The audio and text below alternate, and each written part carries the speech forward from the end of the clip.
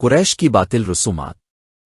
ابن اسحاق نے بیان کیا ہے کہ قریش خود کو ہمس کہتے تھے، یعنی دین میں نہایت متشدد اور کٹر متعصب تھے۔ انہوں نے کچھ رسوم ایجاد کی تھیں کہ حرم کی وہ بے حد تعظیم کرتے تھے، اسی باعث وہ دوران حج عرفات میں نہیں جاتے تھے اور کہتے تھے کہ ہم حرم کے باشندے ہیں، بیت اللہ کے رہائشی ہیں، حالانکہ وہ مانتے تھے کہ قیام عرفہ حج کے ارکان میں سے ہے۔ دودھ سے پنیر اور گھی نہ بناتے تھے اور نہ ہی حرم میں چربی پگیلاتی تھے، بالوں کے خیمہ میں نہ بیٹھتے تھے، اگر سایہ میں بیٹھنے کی ضرورت ہوتی تو چرمی خیمہ میں بیٹھتے تھے۔ حج اور عمرہ کرنے والوں پر پابندی لگاتے تھے کہ صرف قریش کا کھانا کھائیں اور قریشیوں کے لباس میں ملبوس ہو کر طواف کریں۔ اگر قریش کا لباس میسر نہ ہو سکے تو سب مردوزن برہنہ طواف کریں۔ عورت برہنہ طواف کرتی تو شرمگاہ پر ہاتھ رکھ کر کہتی آج جسم کا کل عجز ظاہر ہوگا، لیکن اس کے بعد میں اس برہنہ پن کو روا نہیں سمجھتی۔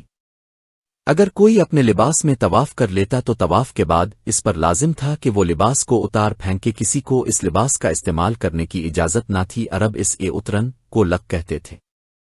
ابن اسحاق کہتے ہیں کہ قریش اپنی ان ایجادات و اختراعات کے پابند تھے، حتیٰ کہ رسول اللہ مبعوث ہوئے اور قرآن میں آیا کہ عرفات جہاں سے باقی لوگ لوٹتے ہیں تم بھی ان کے ساتھ لوٹو، اللہ سے مغفرت طلب کرو، وہ معاف کرنے والا ہے۔ اور اس سے پہلے ہم بیان کر چکے ہیں کہ رسول اللہ قبل از بعثت اللہ تعالیٰ کی توفیق کو عنایت سے عرفات قیام کیا کرتے تھے۔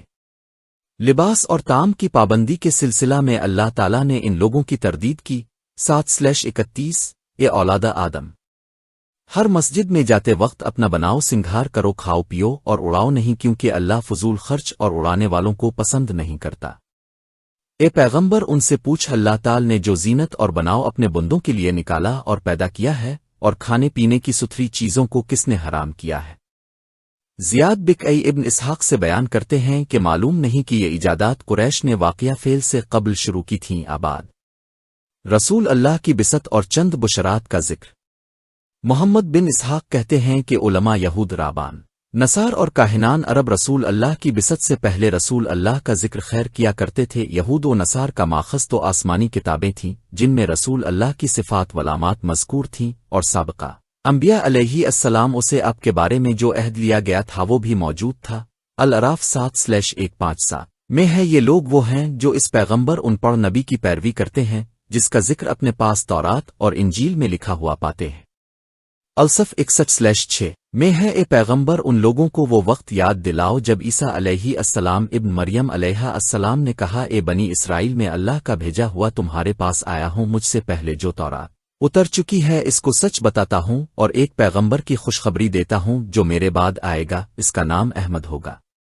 الفتح 48/29 میں ہے محمد صلی اللہ علیہ وسلم اللہ کا رسول ہے، اور جو لوگ کے ساتھ اس کے ہیں سخت ہیں، اوپر کفار کیے اور آپس میں رحمدل ہیں، دیکھتا ہے تو ان کو کبھی رکوع کر رہے ہیں کبھی سجدہ کر رہے ہیں، اللہ کے فضل اور اس کی رضا مندی کی فکر میں رہتے ہیں۔ ان کی نشانی ان کے منہ پر ہے، یعنی سجدہ کی نشانی، یہ تو ان کا حال تورات میں بیان ہوا ہے اور انجیل میں۔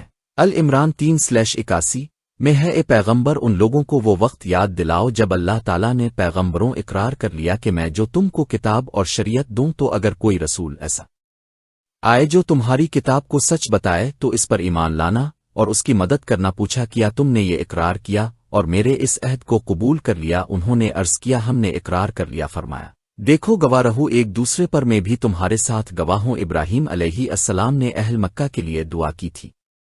البقرہ 2/139 پروردگار، ہمارے اس گروہ میں انہی سے ایک پیغمبر بھیج جو تیری آیتیں پڑھ کر ان کو سنائے اور قرآن و حدیث کو سکھلائے۔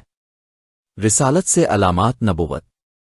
امام احمد، ابو النظر فرج بن فضالہ، لقمان بن عامر، ابو امامہ سے روایت کرتے ہیں، میں نے عرض کیا آ رسول اللہ، آپ کی بعثت کا آغاز کس طرح ہوا؟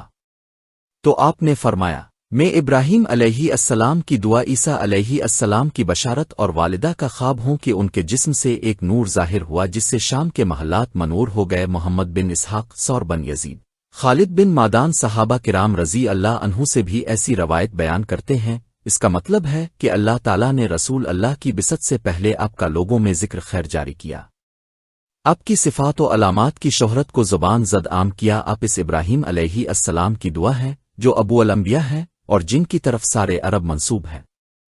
آپ انبیاء بنی اسرائیل کے آخری نبی عیسیٰ علیہ السلام کی بشارت ہیں اس سے یہ بات بالکل ظاہر ہے کہ ابراہیم علیہ السلام اور آپ کے درمیان جتنے انبیاء علیہ السلام تھے سب نے آپ کی بشارت سنائی۔ نبوت سے سرفرازی۔ ملا اعلیٰ میں آپ کی نبوت و رسالت مشہور تھی، اور تخلیق آدم علیہ السلام سے پہلے بھی آپ کی نبوت آشکارا تھی، جیسا کہ امام احمد رحمۃ اللہ علیہ نے ارباز بن ساریہ سے نقل کیا ہے کہ رسول اللہ نے فرمایا، میں اس وقت سے اللہ کا بندہ ہوں، خاتم الانبیاء ہوں۔ آدم علیہ السلام ابھی تک پانی روشنی میں تھے، یعنی پیدا ہی نہیں ہوئے تھے۔ میں آپ کو اس آغاز کی تفصیل بتاتا ہوں۔ میں اپنے باپ ابراہیم علیہ السلام کی دعا، عیسیٰ علیہ السلام کی بشارت اور اپنی والدہ آمنہ کا خواب ہوں، اور اسی طرح پیغمبروں کی مائیں خواب دیکھا کرتی ہیں۔ دوسری سند میں ہے کہ آپ کی والدہ نے آپ کی ولادت کے وقت ایک خواب دیکھا کہ ایک نور ہے جس سے شام کے محل روشن ہو گئے۔ امام احمد میسرہ الفجر سے روایت کرتے ہیں کہ میں نے عرض کیا، آ رسول اللہ آپ کب نبوت سے سرفراز ہوئے؟ فرمایا، میں اس وقت نبوت سے سرفراز ہوا جب آدم علیہ السلام روح اور جسم کے مابین تھے۔ دلائل نبو میں ابن شاہین، عبداللہ بن محمد بن عبدالعزیز ابو القاسم بغو، ابو حمام ولید بن مسلم اوزا، ابو سلمہ ابو ہریرہ سے روایت کرتے ہیں کہ رسول اللہ سے دریافت ہوا، آپ کو کب نبوت عطا ہوئی؟ فرمایا، اس وقت ہوئی جب آدم علیہ السلام ابھی تخلیق کے مرحلہ میں تھے، بین خلق آدم و نف الروف اوزا سے یہ سند دیگر مروی ہے۔ وہ آدم منجدل فی تبنت، امام بغو نے احمد بن مقدام بقع بن سعید بن بشیر قتادہ ابی ہریرہ رضی اللہ عنہ سے مرفوع احزاب کی تفسیر میں بیان کیا ہے کہ رسول اللہ نے فرمایا، میں سب انبیاء علیہ السلام سے تحقیق کے لحاظ سے اول ہوں اور بست کے لحاظ سے سب سے آخر ہوں۔ ابو مزاحم قیس بن ربی جابر اما ابن عباس سے روایت کرتے ہیں، کسی نے دریافت کیا، آ رسول اللہ آپ کو کسب نبوت عطا ہوئی؟ فرمایا، وہ آدم بین الروح والجسد کا بہتان عرب کے پاس جنات و شیاطین کچھ آسمان سے چوری چھپے بن کر آتے تھے، اس وقت ستاروں سے شعلے نہیں برسائے جاتے تھے۔ کاہن مرد اور عورت کی جانب سے آپ کی بست کے بارے میں کچھ نہ کچھ ذکر ہوتا رہتا تھا، لیکن عرب اس کی طرف توجہ نہ کرتے تھے۔ خود کے آپ مبوس ہوئے اور وہ واقعات نمودار ہوئے جن کا وہ آپس میں تذکرہ کرتے رہتے تھے، تو وہ ان باتوں کو سمجھ گئے۔ آسمانی خبروں کی حفاظت۔ جب آپ کی بست کا زمانہ قریب آیا تو جنات و شیاطین کو آسمانی خبروں کے سننے سے روک دیا گیا، جن مقامات میں بیٹھ کر وہ یہ خبریں سنا کرتے تھے۔ جب ان مقامات پر ستاروں کے شعلے پھینکے گئے تو جنات و شیاطین سمجھ گئے کہ یہ انتظامات کسی نئے واقعہ کا پیش خیمہ ہے۔ اس کے متعلق اللہ تعالیٰ عز و جل نے سورہ جن 72 نازل فرمائی، اور سورہ احقاف 46-29 میں بھی اس واقعہ کی تصریح فرمائی ہے۔ اہم تفسیر میں یہ بالاستیاب بیان کر چکے ہیں۔ سب سے پہلے ثقیف قبیلہ ستاروں کے ٹوٹنے سے آگاہ ہوا۔ محمد بن اسحاق، یعقوب بن عتبہ بن مغیرہ بن انس سے بیان کرتے ہیں کہ عرب میں سب سے پہلے ثقیف قبیلہ ستاروں کے ٹوٹ کر گرنے سے پریشان ہوا، اور وہ عمرو بن امیہ یکے ازبنی علاج، جو بڑا شاطر اور چالاک آدمی تھا، کے پاس آئے اور اس سے کہا، کیا آپ کو آسمان پر ایک نئے حادثہ کا علم نہیں ہے کہ وہاں سے آگ کے شعلے برسائے جاتے ہیں؟ اس نے کہا، کیوں نہیں آ غور کرو، اگر وہ ستارے ٹوٹ کر گر رہے ہیں جو بحروں بر خشکی اور پانی میں رہنمائی کا کام دیتے ہیں اور ضروریات زندگی پر اثر انداز ہوتے ہیں، تو اللہ یہ دنیا کی ہلاکت اور بربادی کی علامت ہے، اور اگر اس کے علاوہ ستاروں سے شعلے برسائے جاتے ہیں تو یہ کسی نئے حادثے کا پیش خیمہ ہے جو اللہ تعالیٰ کو منظور ہے، معلوم نہیں وہ کیا ہے۔ ابن اسحاق کہتے ہیں کہ مجھے کسی اہل علم نے بتایا کہ بنی سہم کی ایک کاہنہ عورت تھی جس کا نام مختلع تھا۔ اس کے پاس ایک رات اس کا ہمزاد جن آیا اور وہ اس کے بستر کے نیچا کر کہنے لگا، جانتا ہوں میں کیا جانتا ہوں ہلاکت اور ذبی کا دن۔ جب قریش کو اس بات کا علم ہوا تو وہ کہنے لگے، اس کا کیا مطلب ہے؟ دوسری رات پھر آیا تو اس نے کہا، قبائل و خاندان کیا ہے، اس میں بڑے بڑے رئیس ہلاک ہوں گے۔ جب اس کے بارے میں معلوم ہوا تو پھر کہنے لگے، اس کا کیا مقصد ہے؟ یہ کسی حادثے کا پیش خیمہ دیکھو کیا ہوتا ہے۔ جنگ بدر اور احمد ہوا تو ان کو اس صدائے غیب کا مفہوم خود بخود سمجھ آ گیا۔